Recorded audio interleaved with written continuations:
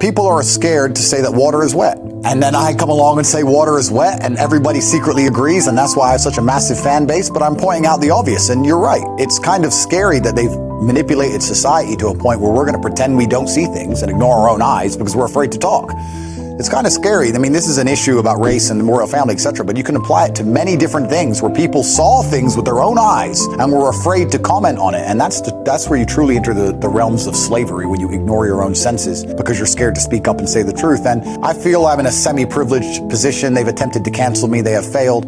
I'm financially secure. And how did you do that? Because obviously for influencers these days, and obviously that means that you're one of these people who is very popular on social media, obviously you are reliant on these big tech platforms a lot of the time for your income. So how did you manage to subvert that when you were cancelled? Yeah, I was very financially secure before I decided to go loud mainstream on these platforms, so I knew my finances were always secure. And when they tried to cancel me, unfortunately for them, I'd reached a critical mass where people understood what I was saying was the truth and what I was saying was genuinely good for society. And after the last 3 years living through the imaginary pandemic, I don't know if I'm allowed to say that, but I'm going to, the imaginary pandemic and all the other garbage, people are genuinely... Tell me what you mean by that. I mean by the fact that I'm not saying that COVID does not exist as a disease. I'm saying that when you control the semantics of situations and control the language, then you get to control how people react to them. If you say pandemic on repeat on the news, then people start saying pandemic. But as a whole, and I ask you this as a genuine question, did you see a pandemic? Not did you see people in masks, because people wore masks, fine. You saw the news, yeah, everyone saw the news. But did you see with your own eyes a pandemic?